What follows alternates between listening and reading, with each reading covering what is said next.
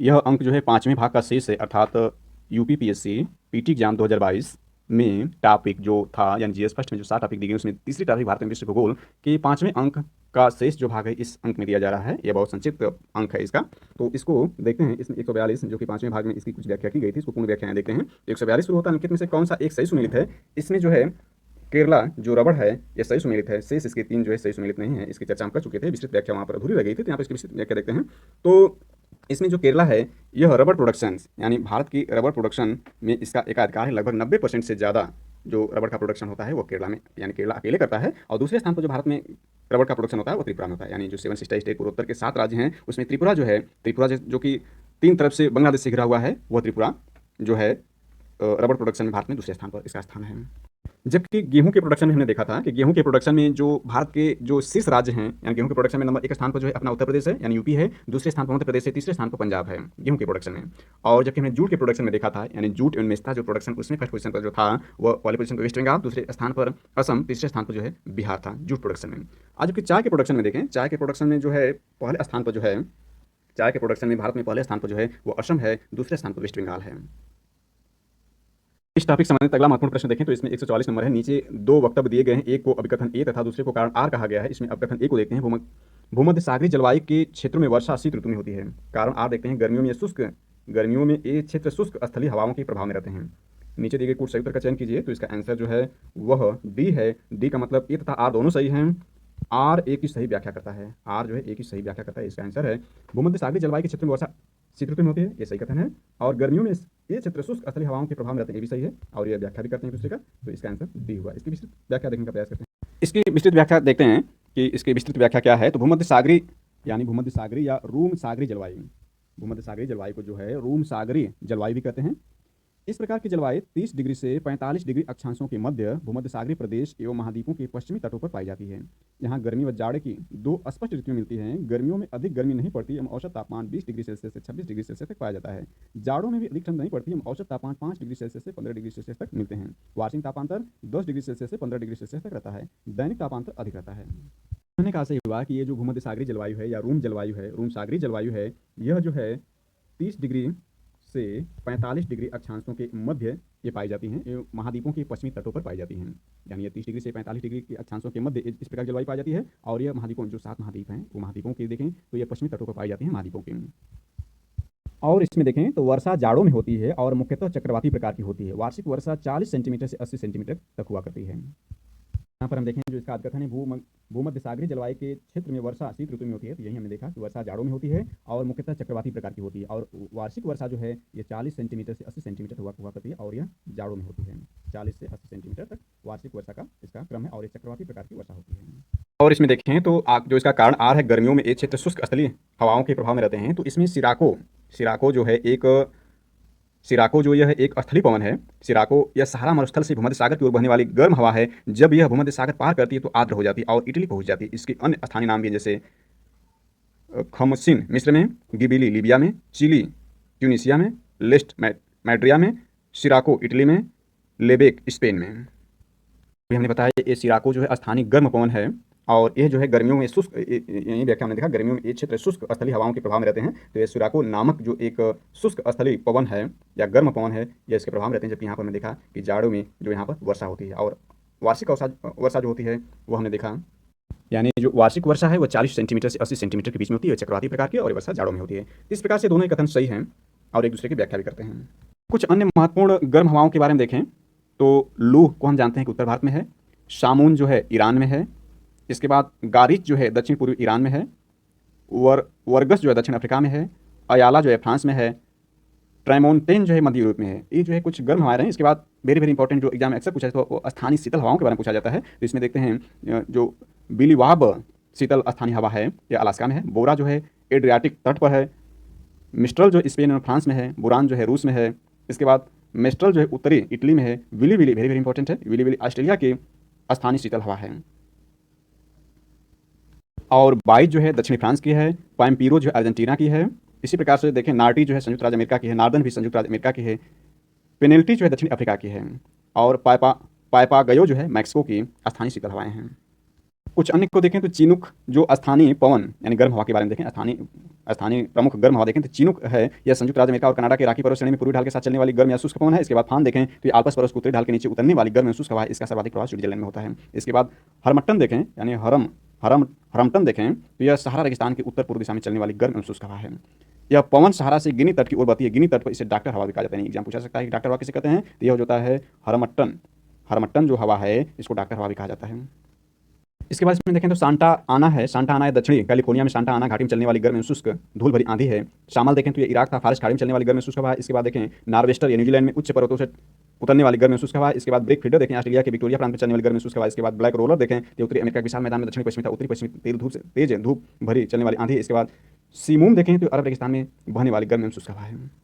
इस टॉपिक से संबंधित अगला और महत्वपूर्ण और आखिरी प्रश्न देखते हैं तो 150 नंबर है। हालांकि यह दिन व दिवस संबंधित है लेकिन इसको हम इसी टॉपिक में संबंधित कर लेते हैं। तो यह है 150 केंद्रीय पर्यावरण वन एवं जलवायु परिवर्तन मंत्रालय भारत सरकार ने डॉल्फिन डे मनाने की घोषणा की है, जो मनाया जाएगा। इसका आंसर बी यानी 5 अक्टूबर को।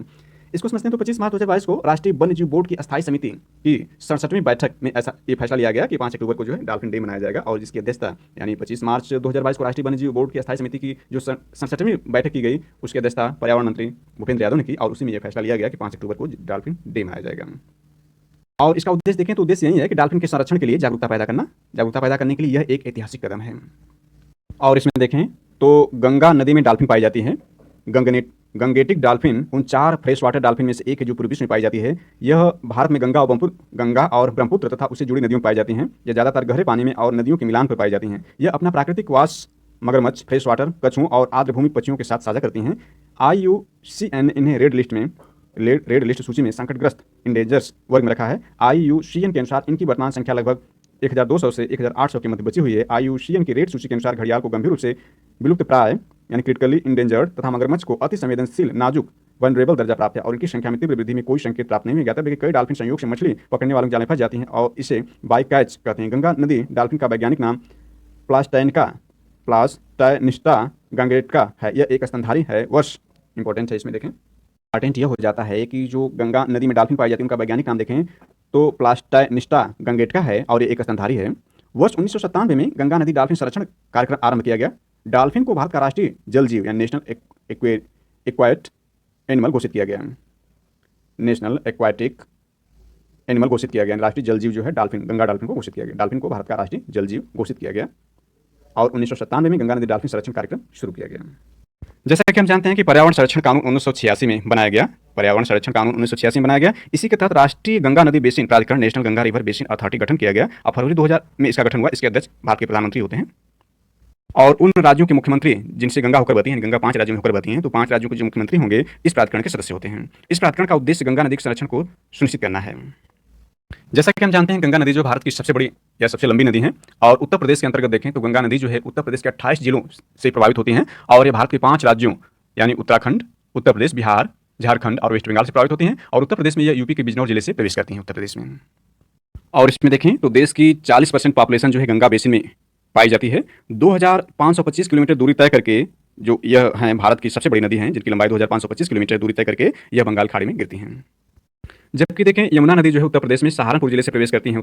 यमुना नदी जो है उत्तर प्रदेश में सहारनपुर जिले से प्रवेश करती है। हिंडन नदी भी उत्तर प्रदेश में सहारनपुर से प्रवेश करती हैं। जबकि गंगा नदी जो है उत्तर प्रदेश के बिजनौर जिले से उत्तर प्रदेश में प्रवेश करती हैं।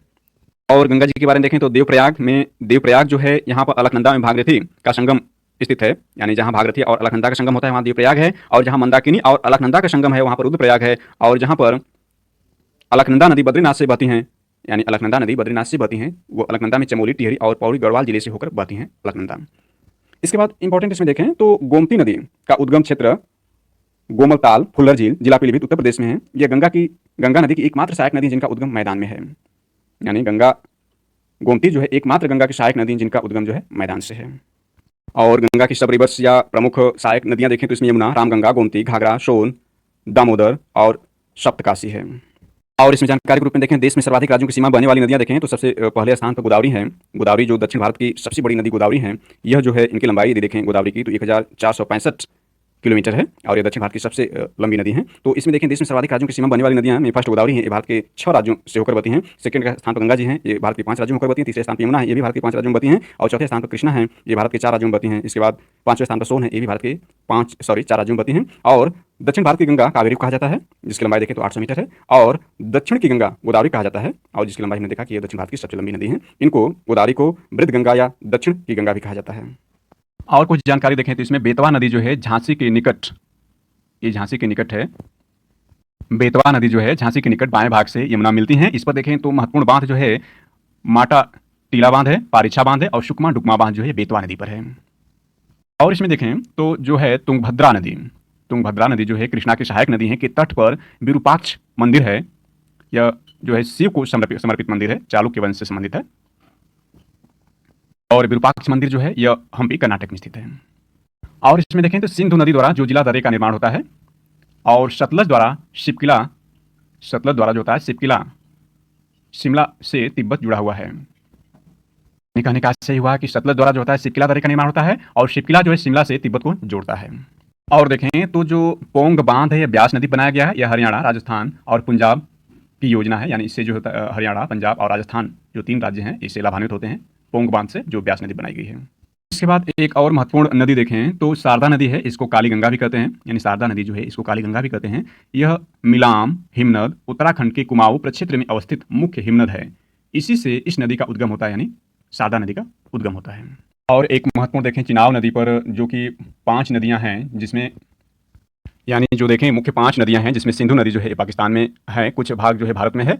तो मुख्य नदी देखें तो सिंधु नदी है। इसके बाद दूसरी इसमें मुख्य नदी देखें तो वह है चिनाब। चिनाब में आकर जो होती है, जो शेष नदियां आकर चिनाब में मिलती हैं, और चिनाब जो है वह सिंधु में पुनः मिल जाती है। यानी देखें इस तरह से तो है सिंधु की ये जो शेष नदियां हैं, जैसे झेलम हो गया, रावी हो गया, चिनाब हो गया, सतलज हो गया और ब्यास हो गया, इस सारी नदियां जो है वह आपकी सिंधु की जो सहायक नदियां हैं, और जबकि शेष जो है वह चिनाब की जो है सहायक नदियां हैं, अर्थात ये जो है शेष वह चिनाब में आकर मिलती हैं, और चिनाब जो है फाइनली आकर सिंधु में मिल जाता है। कहने का आशय हुआ कि चिनाब में झेलम, रावी, सतलज और ब्यास आकर मिलती हैं, और चिनाब जो है फाइनली आकर सिंधु नदी में मिल जाती है। यहाँ पर जो मुख्य देखें जो परियोजनाएं हैं जो कि भारत और पाकिस्तान के बीच में विवादित रहते हैं, तो उसमें चिनाब नदी पर देखें मुख्य परियोजनाएं जो है, तो उसमें जो है मुख्य रूप से दुलहस्ती, सलाल और बगलहार परियोजना शामिल हैं। ये चिनाब नदी पर हैं जो विवादित रहती हैं भारत और पाकिस्तान के बीच में। Thanks for watching this.